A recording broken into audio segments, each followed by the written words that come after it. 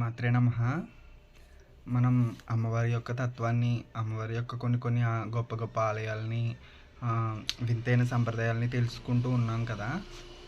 అదే క్రమంలో ఈ వీడియోలో అయితే పెళ్ళికి ముందే గర్భం దాల్చిన ఒక అమ్మవారి కోసం తెలుసుకుందాం.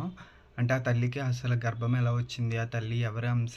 ఏంటి అనేది ఈ వీడియోలో అయితే నేను చెప్పడానికి ట్రై చేస్తాను.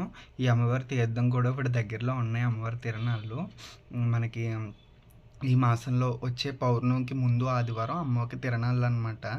దానికోసం ఈ వీడియోలో చెప్తాను. ఎక్కడైతే వీడియో స్కిప్ చేయకుండా చూడండి. అమ్మవారి గొప్పతనం ఏంటో మీకే తెలుస్తుంది. ఈ ఆలయం ఎక్కడ ఉందంటే గుంటూరు జిల్లాలో దుర్గి మండలంలో ఆడిగొప్పుల అనే గ్రామంలో ఉందన్నమాట. నిదానంపాటి వారి అగ్రహారంలో ఉందన్నమాట ఈ అమ్మవారి ఆలయం. ఈ ఆలయాన్ని నిదానంపాటి అమ్మవారు అంటారు, నీలంపాటి అమ్మవారు అంటారు, లేదంటే అమ్మవారిని నిదానంపాటి శ్రీలక్ష్మి అమ్మవారు అని కూడా పిలుస్తారు. అవ్వడానికి వీడికి పేరు శ్రీలక్ష్మి అని పేరున్నా సరే అమ్మవారు మాత్రం పార్వతీదేవి అంశ అనమాట. దీనికి సంబంధించిన కథ మొత్తం నేను చెప్పడానికి ఈ వీడియోలో ట్రై చేస్తాను. అమ్మవారు అయితే మాత్రం కోరిన కోరికలు తీర్చే బంగారు తల్లి అనమాట. తల్లి కోసం ఈ వీడియోలో చెప్తాను. ఒకసారి కైలాసంలో పార్వతీ పరమేశ్వరులు ప్రమదగణాలు అందరూ కూర్చుని ఉండగా మహర్షుల వాళ్ళందరూ అప్పుడు నంది ప్రమదగణాలు నాట్యం చేస్తాయన్నమాట. నంది నాట్యం చూసి అమ్మవారికి హాస్యం పుడుతుంది. పార్వతీ అమ్మవారికి నవ్వు పుడుతుంది అనమాట తల్లికి. అప్పుడు ఏమవుతుందంటే నంది యొక్క తండ్రి అయిన శిలాద మహర్షి చూసి, అదేంటి తల్లి జగన్మాత నా బిడ్డను చూసి నవ్వుతున్నావు అంటే, నీ బిడ్డకి నాట్యం సరిగ్గా రాదు, లయ శృతి లయలు ఇవేమీ తెలీదు, కొంచెం ఇదిగా నాట్యం చేస్తున్నాడు, అది చాలా వికృతంగా ఉందని చెప్పేసి నవ్వొచ్చింది. దాంతోపాటు మీ భార్య మానవకాంత కదా, తనకి ఎద్దు రూపంలో ఉన్న ఈ నంది అలా పుట్టాడు ఆవిడ కడుపునని చెప్పేసి పక్కున నవ్వుతుంది అనమాట పార్వతీదేవి.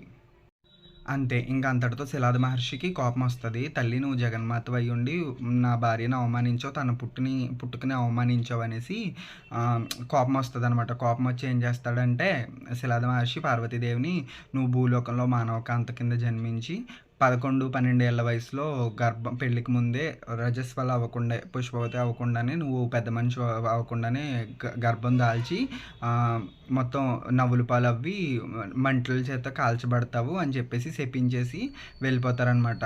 అప్పుడు పార్వతీదేవి పరమేశ్వరుని అడుగుతుంది, ఇదంతా విష్ణుమాయ చేత జరిగింది, నిన్ను విష్ణుమాయ ఆవరించింది పార్వతి, కాబట్టి నువ్వు తప్పదు, ఇంకా నువ్వు ఈ శాపాన్ని అనుభవించాల్సిందని చెప్పేసి పార్వతీదేవికి పరమేశ్వరుడు కూడా చెప్పడంతో పార్వతీదేవి ఇంకా భూలోకానికి రావడం జరుగుతుందన్నమాట.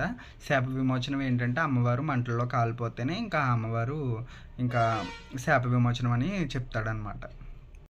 ఇంకా అంతటితో పార్వతీదేవి భూలోకంలో ఎక్కడైతే ఇప్పుడు మనం చెప్పుకున్నామో దుర్గి మండలం కర్నూలు, మన గుంటూరు జిల్లా దుర్గి మండలంలో ఎక్కడైతే మనం చెప్పుకున్నామో అక్కడ అమ్మవారు ఒక కుటుంబానికి జన్మిస్తుంది అనమాట. కమ్మ కులంలో యాగంటి రామయ్య గారు శ్రీమతి సుశీలమ్మ గారికి వాళ్ళు చాలా దైవతత్పరులు, వ్యవసాయ కుటుంబం అనమాట. వాళ్ళు చాలా ఇదైన కుటుంబం, మంచి కుటుంబం అనమాట. అమ్మవారు పరమేశ్వరుడు వాళ్ళని ఎంచుకుని పిల్లలు లేని వాళ్ళకి 4 కుమారులను ఇచ్చి తర్వాత శ్రీలక్ష్మి అనే పేరుతో ఈ అమ్మవారిని పుట్టిస్తారనమాట. అమ్మవారి చేతితో ఊళ్ళో ఎవరికి ఏది ఇచ్చినా చాలా బాగుంటుంది. అందరికీ అనారోగ్యాలు కానివ్వండి, లేదంటే వాళ్ళకి ఏదైనా సమస్యలు ఉన్నా అమ్మవారి చేతితో ఇస్తే విభూతి పెడితే మంచిదైపోద్ది అనమాట. అలాగే పార్వతీదేవితో పాటు పరమేశ్వరుడు ఒక గోవుని కూడా పంపిస్తాడు, కామదేవుని కూడా భూలోకానికి వీళ్ళతోనే పంపిస్తాడు. దాంతోపాటు ఒక సర్పాన్ని, అంటే దేవతా సర్పమైన వాసుకుని కూడా అమ్మవారికి తోడిచ్చి పంపుతాడు అనమాట పరమేశ్వరుడు, అమ్మ భూలోకంలో కష్టాలు పడలేదనేసి. ఈ రామయ్య గారి కుటుంబంలో వాళ్ళకి గోశాల ఉంటుంది, ఎక్కువ పాడి పంటలు ఉంటాయి అన్నమాట. వాళ్ళకి పాడి ఎక్కువ కాబట్టి గోశాల ఉంది. నెక్స్ట్ ఏంటంటే అమ్మవారికి తెలియకుండానే అమ్మవారికి నాగయ్య అనే పేరుతో ఒక సిద్ధుడు పరిచయం అవుతాడు. ఆయన ఎవరంటే ఈ సర్పరాజు అయిన వాసుకి అమ్మవారికి తోడుగా పరమేశ్వరుడు పంపాడు కదా, ఆయన కూడా ఉంటాడనమాట.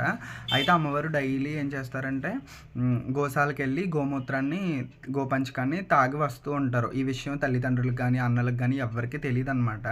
అమ్మవారికి రెండో కంటికి తెలియకుండానే కామదేవుని యొక్క గోమూత్రాన్ని తాగడం అలవాటు చేసుకుంటారు.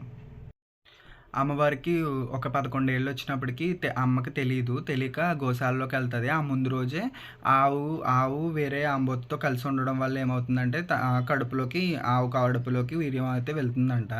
వెళ్ళినప్పుడు అమ్మవారికి తెలియకుండా ఏం చేస్తుందంటే ఎళ్లి గోమూత్రం తాగేస్తుంది. తాగేసిన తర్వాత ఏమంటంటే అమ్మవారికి తెలియకుండానే అమ్మవారు పెద్ద మనిషి అవ్వకుండానే అమ్మవారు గర్భం దాల్చుతారనమాట. నీలంపాటి లక్ష్మీ అమ్మవారు. దాల్చిన తర్వాత ఏమవుతుంది, ఇంకా అక్కడి నుంచి కడుపు పెద్దదవుతూ ఉంటదనమాట. ఊళ్ళో గ్రామ ప్రజలే చూసి దీన్ని గ్రామ ప్రజలు అమ్మవారు ఈ అమ్మాయి ఇలా చేసింది. ఈ నిదానంపాటి అగ్రహారంలో ఇప్పటివరకు ఇటువంటిది ఏమీ లేదు. ఇలా చేసింది ఈ అమ్మాయి అని చెప్పేసి బాధపడి ఊరందరూ వీళ్ళని వెలేయడానికి సిద్ధమవుతారు. వాళ్ళ అమ్మ నాన్న అడిగితే అసలు ఈ అమ్మాయి పెద్ద మనిషి అవ్వలేదని వైద్యుడు చెప్తాడు. వాళ్ళ ఇంట్లో వాళ్ళు చెప్తారు. కానీ ఈ లీల ఎలా సంభవించింది అనేసి అర్థం కాదు.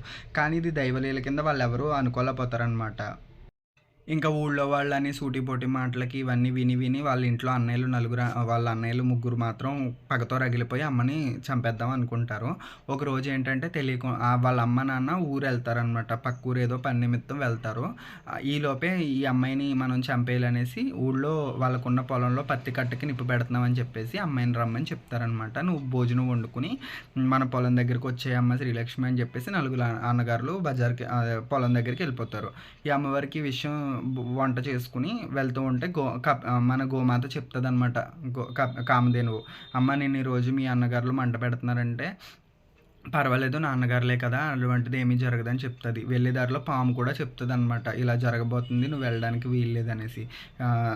చెప్పినా కూడా అమ్మవారు వినకుండా వెళ్తుందనమాట. ఇంకా వాళ్ళ నలుగురు అన్నగారులో ఒక అన్నగారు, 4 అన్నగారికి అమ్మవారు అంటే ప్రేమ ఎక్కువ. తను ఇటువంటి పని చేయొద్దని వాళ్ళ ముందు నుంచి హెచ్చరిస్తూ ఉంటాడనమాట. చేయొద్దంటే సరే అయితే ఏం చేయొద్దు, నువ్వు ఒక పని చెయ్యి, మనం నీళ్లు తీసుకురా లక్ష్మి వస్తుంది కదా భోజనాలు చేద్దామని వాళ్ళ 4 అన్నయ్యని 3 అన్నగారులు బయటకు పంపిస్తారనమాట. కొంచెం బావి దగ్గరికి పంపిస్తారు. అప్పుడు ఇంకా అమ్మవారు రాగానే ఏం చేస్తారంటే, నువ్వు పత్తి కట్ట అది ఎలా ఇస్తారంటే ఒక కుప్ప కింద ధాన్యం రాసిపోతారు కదా అలా పోస్తారనమాట. దాని మీదకి ఎక్కమని చెప్తారు. ఎక్కి ఒక్కొక్క కట్ట నీకు ఇస్తాము పైన పేర్చు అని చెప్తారు. అమ్మవారు పాపం తెలియక పైకి ఎక్కుతుంది. ఎక్కిన తర్వాత ఏం చేస్తారంటే తెలియకుండా వీళ్ళు నిప్పు పెట్టేస్తారు. ఈ పత్తి కట్టకి నిప్పు పెట్టేస్తారనమాట. అంతే. అమ్మవారు అందులో కాలుతుండగా అమ్మవారి గర్భం 4 ముక్కలు అవి అందులోంచి ఒక కామధేనువు అంటే గోవు, తన అమ్మ కడుపులో గోవు ఉంది కదా అది బయట పడుతుంది. అది తెలుసుకుని ఇలా అన్నగారులకి కళ్ళు పోతాయి అన్నమాట, 3 అన్నలకి. అమ్మవారితో పాటు ఆ మంటల్లోకి ఇంకా కామధేనువు నాగయ్యపాము కూడా 2 కూడా ఆ మంటల్లోకే దూకేస్తాయి అన్నమాట. ఈ మంటలు ఏంటి, ఈ ప్రళయం ఏంటి, మొత్తం గాలివానల కింద ఇలా వచ్చేసింది ఏంటని చెప్పేసి ఊరు ప్రజలందరూ ఎక్కడైతే అమ్మవారు తగలబడిపోతుందో అక్కడికి పరుగు పెట్టుకుంటూ వస్తారనమాట. అమ్మవారు ఆహుతి అయిపోయింది కదా అక్కడ ఆ ప్రదేశం నుంచి అమ్మవారు బంగారు బొమ్మ బయటకు వస్తుంది అనమాట. బయటకు వచ్చి నా అన్నగారులు నన్ను ఇలాగా తగలబెట్టేశారు. నేను నిదానంపాటి వారి అగ్రహారంలో ఈ రామయ్య గారి కుటుంబంలో కారణ జన్మురాలనై పుట్టాను. నా మహత్యం వీళ్ళు తెలుసుకోలేక నన్ను తగలబెట్టేశారు. కాబట్టి వీళ్ళ 3 వంశాలు నాశనం అయిపోతాయి. నా 4 అన్నగారు నాకు ఇది సాయం చేశాడు, నన్ను మంచోడు కాబట్టి అతని యొక్క వంశమే వృద్ధి చెందుతుంది. ఇంకేంటంటే నా తల్లి తండ్రి నన్ను అందరినీ ఇక్కడ పూజించండి. నన్ను మంటల్లో ఆదివారం రోజు తగలబెట్టారు కాబట్టి నన్ను ఆదివారం పసుపు కుంకుమతో పూజించాలి. నాకు ఏ విధమైన గుళ్ళు గోపురాలు వద్దు. నేను భూలోపం నుంచే భూగృహం నుంచే మిమ్మల్ని పరిపాలిస్తూ ఉంటాను. ఎవరు నాకు గుళ్ళు గోపురాలు కట్టొద్దు, విగ్రహ ప్రతిష్టలు చేయొద్దు. 10 అడుగుల వరకు వదిలేయండి. నేను ఎండలో ఉండే నన్ను దండం పెట్టుకోవాలి నా భక్తులు.